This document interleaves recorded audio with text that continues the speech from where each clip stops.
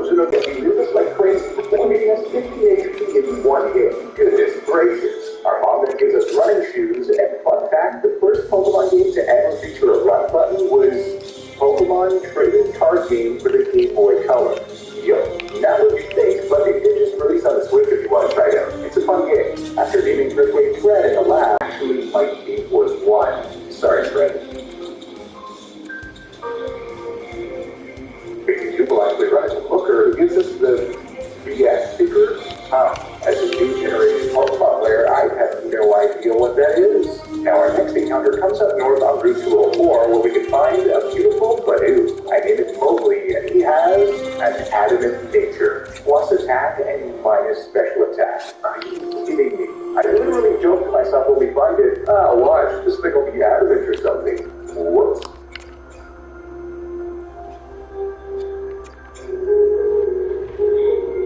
Family adventures for anyone. A beautiful for the morning or late night swings. For your furry friends or your best friends, we are here to help. What if you know exactly what you want? A Starly and Chimchar combo is a grass trainer's worst nightmare. I honestly didn't think there was much of a chance we could beat him, but one thing going for us is neither of them have super effective stat moves, so I can power up Mowgli's special attack with growth repeatedly, knowing that this tends to trigger the early AI into using stat moves themselves. And it works as he repeatedly goes for Growl, which doesn't matter for us. I can then unleash with Absorb, which despite being resisted does about a third and restores some of our health. He then only hits us once more before we KO him. In comes Chimchar next, and again the stat change might work as he was a leader, but Absorb does very little even with max special attack. Knowing if we got crit, we are toast. I switch it with Fred as he goes for Lever again. We eventually got to the red before Scratch did 10 HP damage, and then we could knock him down on the final turn. Well, I was not expecting a victory there, but I'll definitely take it. With that, we've arrived at Warburg City, the location of the first gym. And I have a bone to pick with some commenters here. I keep getting comments on my Platinum run saying, how did you get a Pokemon in a dust ball before the first gym leader is half hurt? Well, watch this. In this building, this girl just gives you one. Okay? Problem solved. Whoa, what's going on here? This is called a slight. It's the weight from Thorny Cold. Oh, Seth is gonna have a heyday with this. Now, it may look like I'm a madman running around Warburg, but there's a purpose for this. It increases Mowgli's friendship, meaning before the gym, we can evolve him into a gorgeous Roselia. With that, I'm feeling quite ready to take on the first gym, where Gym Leader Roar awaits us. I was able to train against Badoo for special attack teams, and we learned Mega Dragon level 13, too. Now, this is one of those scenarios in which the first gym leader is either nearly impossible, let's say if you had fire or electric types, or supremely easy, such as our case. I used growth to power up our attack, then 4 times super effective same type attack bonus for Stab Mega Dragon, devastating his Geodude, and his Onyx. Then his Cranidos comes out and he says, think you can take down the next Pokemon like you did earlier? Yes. We outspeed his Cranidos for another 1-hit KO, and the victory. Definitely one of our easiest ever gym battles. Grabbing the Rock Team on the Ravage path is giving you some ideas, but we can get an even better team up ahead. But let's see. Finally, it's useful with a team like this. Up north is Floroma Town, quite an exciting place for us for once. There's not only free grass and corn berries, but there's an even more critical resource that we're going to be getting soon. But first, we have to battle galactic grubs, who have things like Stunky and Zubat, utterly terrifying for our team, and Trek got brought low through poison, but fortunately, Mowgli being part poison himself allowed us to survive, especially with the help of Leech Seed, which proved crucial against Zubat too. Those victories granted something we desperately need, honey from the Honey Man. Imagine being called the Honey Man. You know what, I'm changing my channel name.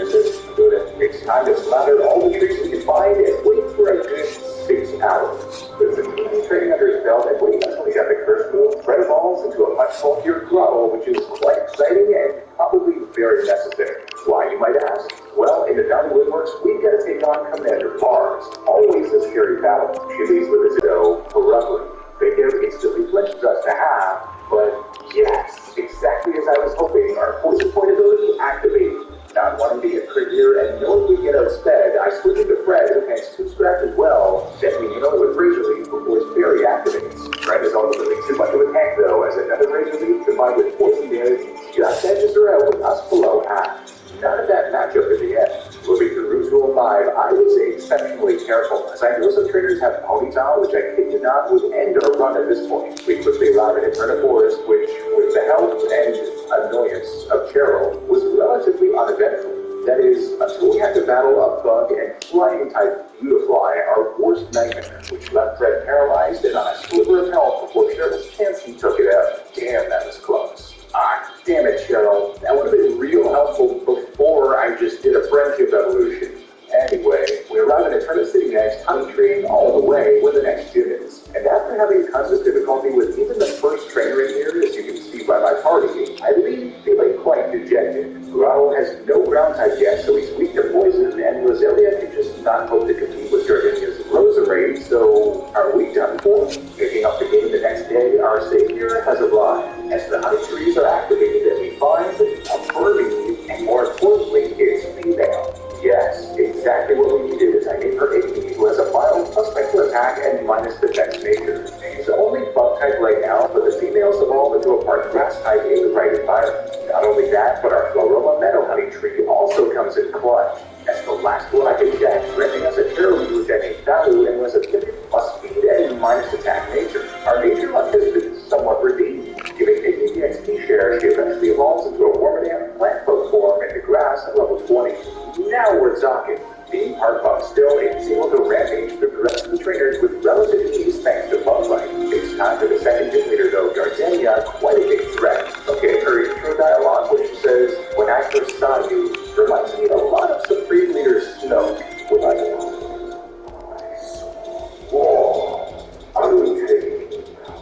Straight up, this is a big drift battle. But I was hoping for one thing, and we get it. As slow as we are, we still have Speeder Turfway and can one KO with Bug Bite, which was a crit, but should have KO'd anyway. That prevents her from using Reflect, which straight up would have ended us. It comes to big threat though, Roserade. It misses stuns for it, even though I had a Cherry Berry on anyway, and then he led a Bug Bite, which also consumes her Citrus Berry. The perfect counter. Poison Sting does not much on Icky with her Great Ball, and then 2 more Bug Bites do the job. Unreal. Icky is a savior. Her final Pokemon's a Chittering, but at this point, it's too late, as Icky demolishes it with 2 stab super effective Bug Bites to earn us the victory and the second badge. There will be tales told about this day for millennia. Icky, the legend, making the impossible look easy. And we learned Confusion too, which should help against future poison types. If only we could have gotten that before the gym battle. Sneaking around in a hidden area, only accessible by using Cut, we can grab the silver cover to boost slug moves, and then also find the BTF to get type-boosting items near the Galactic Book. Speaking of which, one of the greatest threats of all awaits us at the top, Commander Jupiter. I spent forever theory crafting for this one, and as always, there's no safe play with a high crit ratio Night Slash on a poison-type Skuntank, and there's Zubat too. Let's hope my plan has even the slightest chance of succeeding. I get Zubat out of the thread and stab super effective wing attack smashes us for our third off the bat. Then we land a fight. What happens? Our Quick Claw then activates, and I was like, yes. But she survives on a sliver before we get brought down below half. Damn it, we didn't even get the fledge either. I force the switch, so I bring up Mowgli, who gets ravaged below half with wing attack. But our Oranberry helps, meaning we can outspeed and take that damn thing down with magical. Then in comes Skuntank, our team's worst nightmare. I cannot risk a crit here, so I switch to Icky, knowing she'd need 2 crits in a row to take us down, but she doesn't get one. She then went with Poison Gas, which she missed, and then Bug Bite does a third on her and eats her Citrus Berry. Amazing as we tons of recovery. Then another nice time brings us to your half before Bug Bite smashes her to the red. It all depends if she gets a crit here, and she doesn't, as Icky takes it on 14 HP in the red before our own berry, not hers, and the final Bug Bite does the trick. Holy, I can't believe we survived that. Never mind went deathless. Icky is a monster. They're launching tackle speed still. I mean, it's left her from space. I see what you did there, sir. Oh my goodness, hi. Oh, you want me to take your head? Yeah, sure, I'll do whatever you want, Cynthia. Picking up the poison bar along the way through Route 206, we then arrive at the Wayward Cave's secret entrance. Oh man, that item behind all those rock smash rocks, it's gotta be something epic. Arriving in Hartland City, you wouldn't think it, this is actually the location of our next encounter. Visiting Bebe, whatever her damn name is, his house. She gets us a Pokemon, an Eevee with a nickname Sheer, and ends up having a 90 plus speed and minus special with best nature, and honestly, editing plus speed for this thing is fantastic. In the contest hall, our mom arrogantly says, I'm sure it'll look good on you. After all, I chose it. Hitting on Anthony Square, apparently Grotto qualifies as a cute Pokemon. Well, do you know how many actual cute Pokemon I've come in here with, like Togepi, and gotten rejected? Okay, well, I guess he is. Before the next gym, we get a decent power-up as good old Balu evolves into a Terra, and I can honestly say I'm not sure if I can ever use one of these. Now, unfortunately, he learns no attacking moves that can affect Ghost. Ooh, I have a ball left I need to trade some of these guys. Too soon. With that said, Fred performs amazing against the traders in the heart of the gym with fight, but he definitely won't be enough for the gym leader, Fantina, whose team is utterly terrible. I need to trade McCabe. Yeah, McCabe's gone. Let's give this a shot. She leads with a dust goal, and I get Mowgli up there. I paralyze her right away, and then she stays paralyzed. I get the leaf seed off, and then she lands the burn, but I attach the Roxberry, which heals us. I now switch into Balu, and she lets the future sight in the meantime. I start loading up on growth here, and she burns us, and with the help of leaf seed and her paralysis, I can get 5 of them off, but I'm starting to be brought too low, which I was not expecting, but we had terrible paralysis luck. She kept making it through. No matter what, I have to execute my plan here as I use Sunday. This changes Balu's form, increasing her special defense in the process, but she gets a future sight off before I can take her down with magical leaf after she potions. Not wanting to lock ourselves into confusion with Petal Dance. It comes Haunter next though, and with my speed training and our plus speed nature, I need to land a high power Petal Dance to take it out in one hit, which my count said should be barely possible. Amazing. But then, we're locked into Petal Dance, and the burn hurts us to just 90 HP of the red, then Future Sight hits 2. But we survive on just 2 HP, and then we use it again for the outspeed and KO on Miss Magius too. Unbelievable. And because it's the end of the battle, we don't take any burn damage, meaning Balu survives. I can't believe that just happened. 3 bags. After an excruciatingly long walk back to the Eternal Forest, we can hit up the Mossy Rocket here to level up the easy nearby and evolve them into a monster Leafeon. Can't wait to use this thing. Not often given the opportunity to. While we're here, I also took the old chateau to pick up the dread places, dark foods, and the substitute TM, which often comes in handy. Before leaving Harville, we have another battle with Barry, and at this point I realized just how challenging his team is going to be for us. You see, it means with an intimidating our radio to stab super effective moves on our entire team. I moved with Balu to intimidate, and then switched to fear as he went for double speed. My plan? Well, I traded up an attack and friendship with the Soothe Bell and of the return TM, which is 102 power at max friendship, and Leafeon has a base of 110 attack, and since we avoided intimidate during the switch, we can immediately 1 KO that thing. It comes Monferno next, and I'm not too worried as we have a base of 130 defense and a plus speed nature, and returns does its point KO when he went for Leer to another KOs, and then Roselia gets smashed by 1, and Weasel never had a chance, only landing a priority Aqua Jet before it goes down. Okay, that works. A close double battle nearly causes us to lose Fred again, but that grants us access to Veilstone City with the next humans, and also the King Corner, where there are a ton of awesome prizes that we could make use of, but it's been quite a big run. Before that though, I head down to Route 214, which is accessible at this point. That way we can finally get some citrus berries, and also the Big TM in the Ruin Maniac Cave, which I have a feeling will come in handy very shortly. Picking up some TMs at the department store, I realized we can get solar beams even amazing at the sun. Tackling the traders in the Veilstone Gym made me really well in here with confusion, and people are excited along the way for further power. While training up, we have a wicked evolution right in the level cap as Fred evolves into a monster Torterra. And there's Earthquake right at level up too. So, opposed that Earthquake TM. Ah well, we might be able to use it for a later encounter. With my fast planning place, it's time for the more junior thing that fighting spectrums. Torterra would be a good option here, but yeah, I'll have way too many prospects. So I think we cheer against her meta type with the silk scarf from the game. I mean, no, I have way too many fucking defensemen on this team. Like, holy shit, my team, like, defense is fucking stacked. I didn't want the choke to lower our speed with Rock 2 beforehand. Having top shear the Big TF, we can now have speed and get super effective damage on it to a quarter before Drain Punch smashes us and gets a crit, but it's not enough to KO us, nor to give it enough recovery, so another dig takes it down. Her final Pokemon there we go, that is a bit better. This put us in 1 HP range, but turns out we need not worry as a crit finishes the battle off nonetheless. Not bad. What am I to do? my sweet key somewhere again. Okay, I ain't falling for this. I've been on the internet long enough to know where this leads, man. This hotel is so romantic. I hope a night on a Pokemon will sweep me away for a honeymoon here.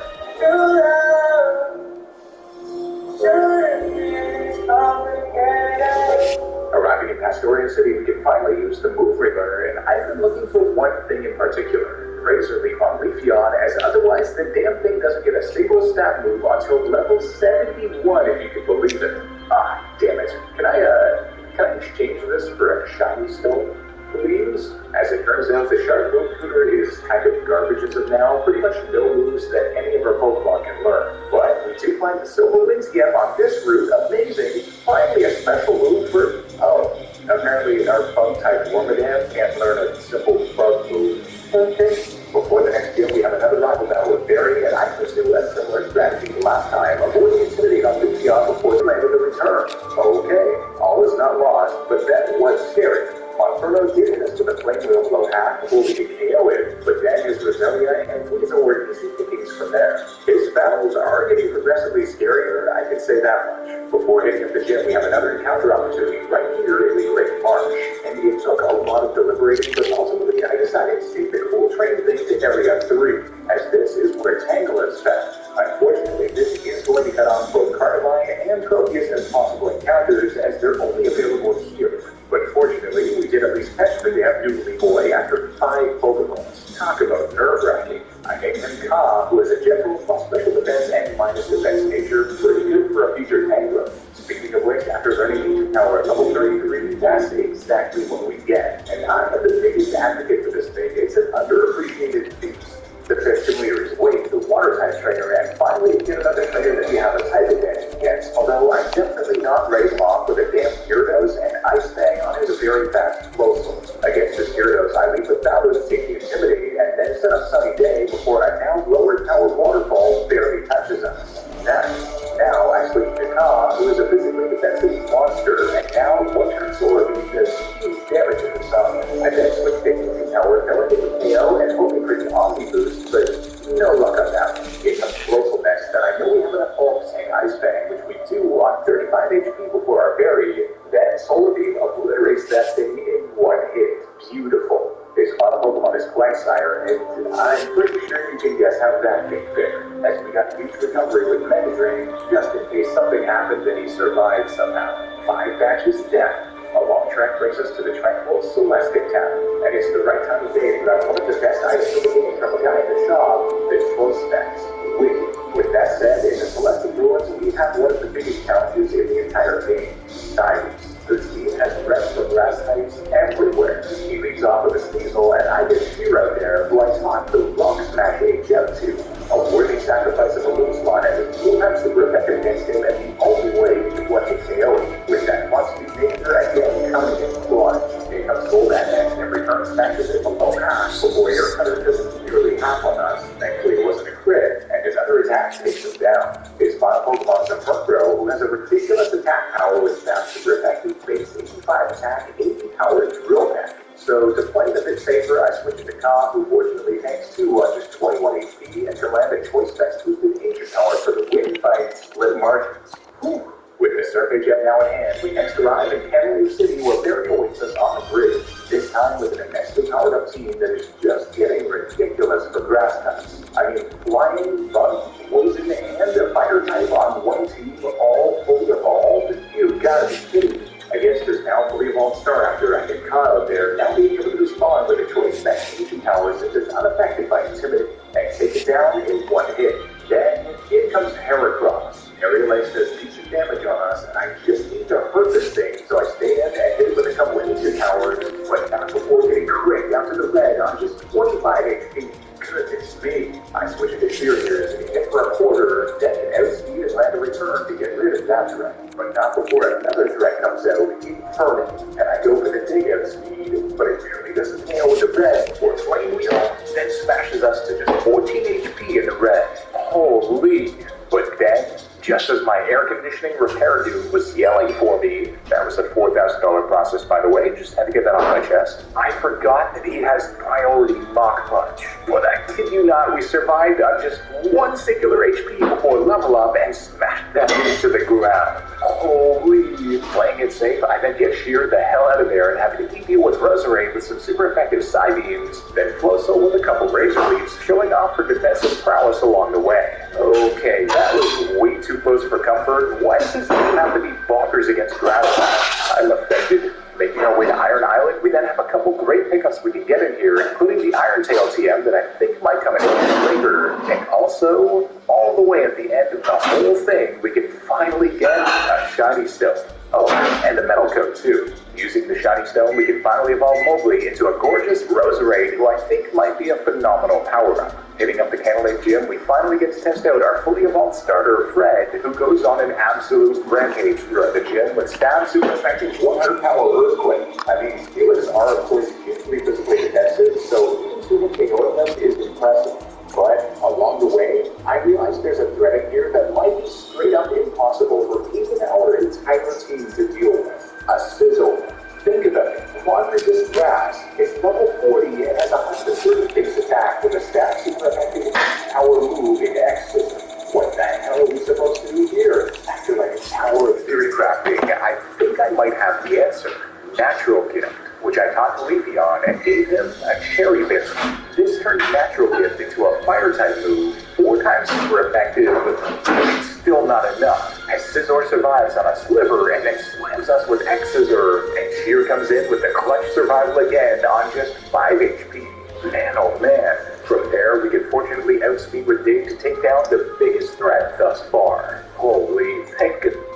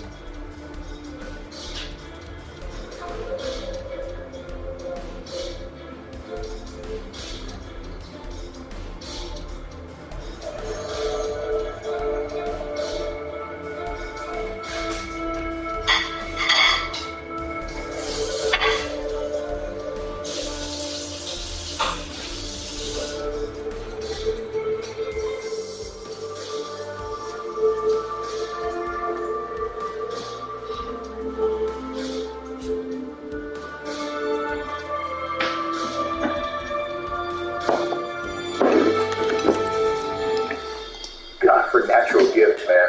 The 6 gym leader is Rook's father, Byron, and he ain't too happy about how he slept his son. But, I mean, I can't imagine Bill's there too much better. He's with a magneton, and the only threat I was predicting here was a burn from tri-attack, so I had a raspberry on, just in case, but he went for flash cannon anyway before 4 times damage earthquake obliterated him. His Felix does have ice tank, unfortunately, so I forced the switch to Khan to tank it, then started charging up for solar beam as he got the sandstorm. Surprisingly, Choice Max boosted solar beam didn't quite KO, but we then tanked flash cannon and the storm. Being locked into solar beam means I now have to switch, so I get okay, my plan is I want Carlson to play this season, like this season. Like, I want him to actually like be playing. Little damage along the way. At the library, Barry says, "What are you saying? I didn't get a Pokedex. It wasn't been folded from the lab before I had a chance to give you a Pokedex."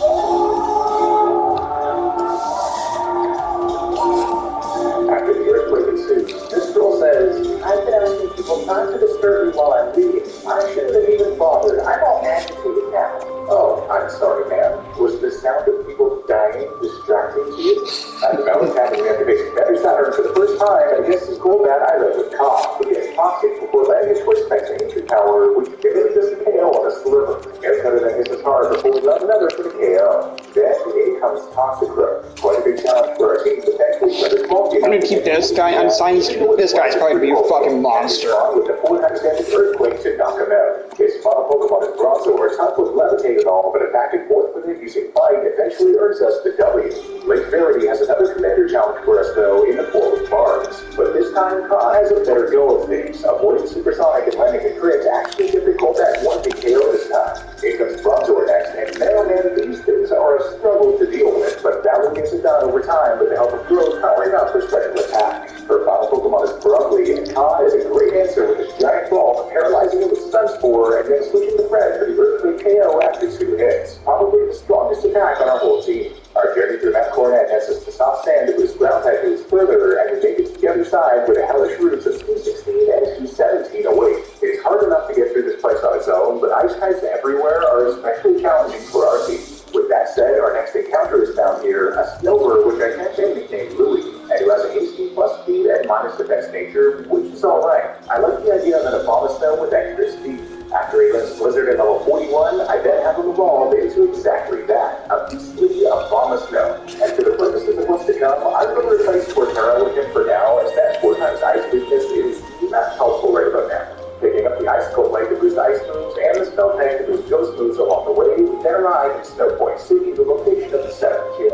And boy oh boy, is it ever fortunate we got Lily when we did, as he's not only not weak to ice, but I can also teach him the Iron Tail TM for super effectiveness against ice types, and he performs quite well. The 7th gym leader though, Candace, is another matter entirely. Her team looks vicious, but after some series crafting, it's time to take her off. She leads with a Sneasel, and I get Louie out there. Aerial Ace is hard for a third, but then Iron Tail lands, and 1 hit KOs her, with the Shell Belt recovering some health too. Here comes Piloswine next, and here we get obliterated with a stab 120 power super effective Wood Hammer, with the Shell Belt helping with the recoil a bit too. Too good. Then in comes her own Abomasnow, a huge threat normally, but with Iron Tail we can take it to a third immediately. Then she somehow lands a Focus Blast. I've never done that. And it smashes us to just 8 HP. Whoa. That was a way closer range than I thought. We get that land a 100% accuracy Blizzard and Hail to KO though, as switching anything else in on a random move would be way too risky. Her final Pokemon is then her ace, Frost Blast, with Snowpoke activated from Hail, lowering our accuracy. Here I switch it Icky, hoping for the random move, but no, she lands a damn Blizzard of all things, instantly taking us to the red after Hail.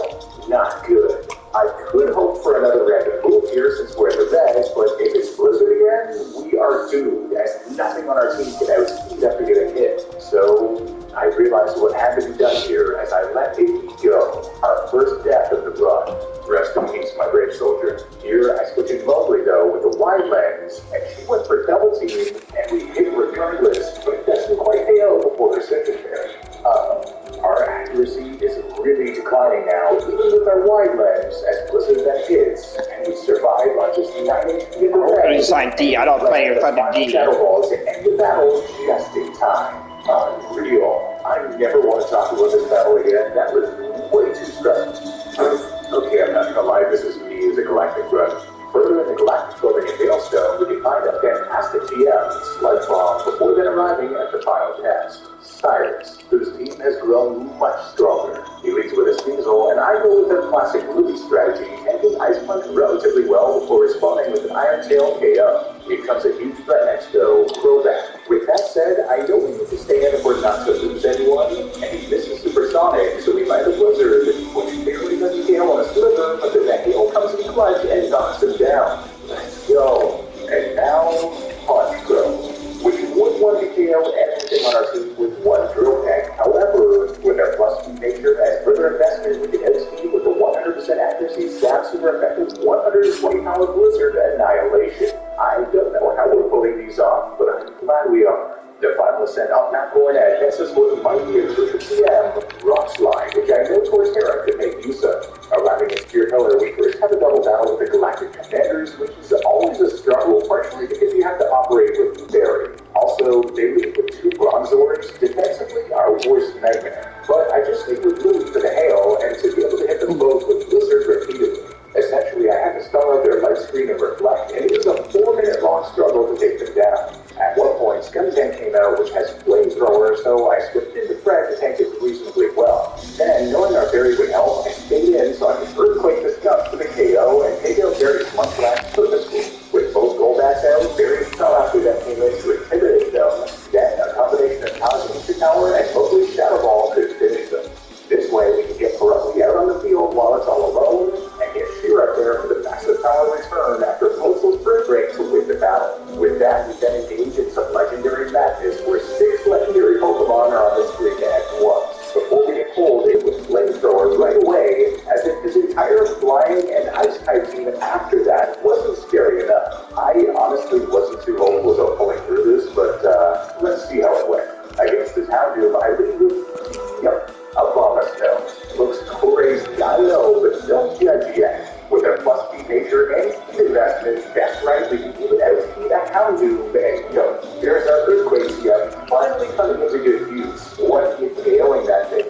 Genuinely an embarrassment from earlier. Beautiful. It comes Crobat next, and we tank across poison off below half before Blizzard decimates it. Then, as hoped, in comes Punch Crow, which we still outspeed and can take down. Unbelievable. 3 threats taken down already, but now in comes Weavile. Even having X system, I have to switch, so I go into Ka, and he went for Fake Out as expected. I just need Ka to survive an Ice Punch, and we actually tanked it pretty well with no freeze, so I could land a 4 times damage force break by a TM for the Orbiter Gate to take him out. Let's go! This final Pokemon is a Gyarados, and we tank Ice Tank in the red before landing Nature Power for a surprisingly little amount of damage. I have to switch, so hoping he'll go for a random move now that with the red, I go into Sheer. He does, as Waterfall hardly does anything. Then, with the help of Hail, a return really doesn't hail on a splitter, but then this is Ice Fang, so we don't have to risk a crit or freeze after all, and the Hail finishes him and wins us the battle. Oh man, this is too much. But there's one last challenge down here, Giratina. But turns out we have the perfect answer of Louie surviving on a 3rd and nailing it with 2 Blizzards. The last challenge before our final test comes in the form of the 8th gym leader, Mortimer. And Torterra's Earthquake might seem like an easy victory here, but keep in mind that his Luxray's got Ice Fang. With that said, Jolteon goes down after landing an Iron Tail. Then I stay in on Luxray because I have a cash Ayachi Berry that you can get from Wild Starling using Thief, thereby lowering Ice Fang's power and letting us Earthquake him into oblivion. With a Fire Punch coming, my Crocs tell me we should survive, just have to hope for no burn afterwards, and he doesn't get one, so down goes Electivire too. This final Pokemon is Raichu, and here I can get Lugia to tank a Signal Beam, followed by a Focus Blast. I'll never know how these spam AIs are hitting these, and we survive on Sliver to land the final Earthquake, which earns us our 8th badge. A long trek through Victory Road involves some challenges, but nothing we can't handle as we arrive at our final destination, the Sinnoh Region Pokemon League. Before anything, I make sure to head back to the Eterna entrance of Mount Coronet, as I realized with strength in hand, we can now pick up TM69. Nice. Rock Polish. With that, it's time for our final battle with Barry. Against the Staraptor, I use our reliable Ka, who tanks Aerial Ace well and responds with the Ancient Power KO thanks to the Choice Bats. Then, in comes Heracross, a massive threat. offensively, so here I go into Sheer, who tanks close combat with above half. I taught him the aerial ace TM for 4x super effectiveness and the one-hit KO. Next, in comes Infernape. With the soft sand attached, I'm hoping Dig will do enough for the KO, and it does. Whew, bullet dodged. Then Roserade was a swift aerial ace KO too, and his Float Soul you'd imagine wouldn't be a big threat, but it does have Ice Fang, so I switch into Louie to tank it and make the Brick Break. That way I can switch back into Mowgli, who resisted and outspeed with the Giga Drain KO. And full recovery. His final Pokemon is Snorlax, and I use Leech Seed before Body Slam hits, but it doesn't crit, it doesn't paralyze, so we're brought low before our Berry, but that combined with Leech Seed heals us big time. Then I switch in Fred, knowing he's our bulkiest and best remaining Pokemon, and the two monsters slug it out before Fred emerges the victor with Leech Seed's help. With that, we've officially made it to the final test, the Elite Four. The first Elite Four member is Aaron, and yep, it just has to be a Bug-type trainer, doesn't it? He leads with a Yanmega, and I get caught out there. He kept using Double Team, and we kept missing. Dangerous if he started using Fuzz Buzz, but thankfully he just kept doing it. So we eventually hit the 4x super effective Ancient Power on our third to KO him. In comes Vespiquen next, which I wasn't really expecting, but it works for me as it's also 4x weak to it. Then in it comes the Scizor, as he goes for X-Scissor, but I had attached a Tanga Berry to weaken his power, and then we land a Sleep Powder. Yes. Now I switch in Sheer for the Cherry Berry Fire-type natural gift, which gets the KO thanks to the level discrepancy. Now that's huge. Heracrossness comes in, and we've still got the Aerial Ace for the 4x super effective KO on it, and in comes his final Pokemon, Drapion, a big threat. I go underground for the dig out speed, and it is over half before it's buried, but now it looks like we just barely won't have the range as Cross Poison hits us hard. Knowing I have to switch, I go into Fred as Cross Poison does a third, but for some reason, I forgot this thing had Ice Fang out of nowhere. But we survive on a sliver, but do get frozen, but then thaw immediately and land the Earthquake devastation. Ooh, I have no idea what just happened, but we're gonna roll with it. The second Elite Four member is Bertha, the ground-type expert, and I mean, we have some great answers to her team, but Gliscor is a tricky one. And switching is very tough, with Golem having Fire Punch, Rhyperior having Avalanche, etc. So I knew what our only option was. I lead with Mowgli against her Whiscash, and the 4x damage Giga Drain with Choice Bets annihilates it. Then it comes Gliscor. If we can just get past this thing, I hit it with Giga Drain for over half, and then it goes for Earthquake, not Ice Fang or Fire Fang, which would do about the same damage but have the status chance, so this was actually good, as another Giga Drain then does the job. Then from there, well, none of our three remaining Pokemon had a chance, all getting Choice Spec Giga Drain to the Netherworld. I like it. The third Elite Four member is Flip, the Fire Trainer. His team looks straight up impossible. There's no way, right? Wrong.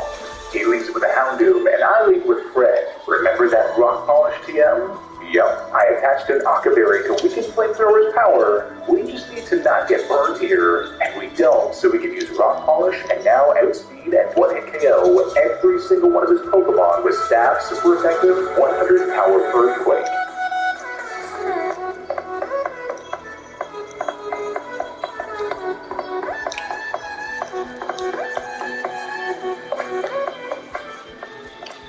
Wow, pretty sure that was our only way past that. The last Elite Four member is Lucian, the Psychic Trainer, and man oh man, our only super effective answer to him is essentially Roserade with Shadow Ball, but Roserade is of course weak to Psychic, and Alakazam outspeeds our entire team. Not only that, but he has our worst nightmare, Bronzong.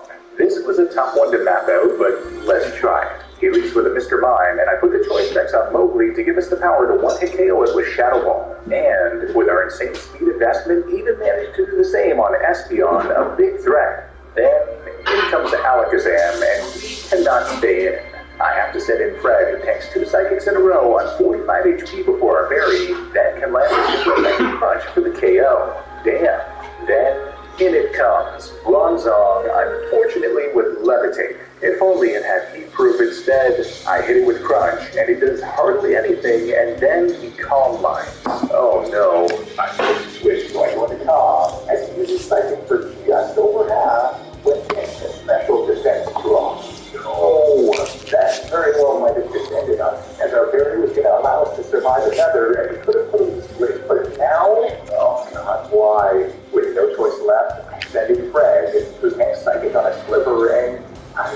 damage, so I go for crush, which brings us to a quarter, but he then takes down our starter Fred with gyro ball. Ouch.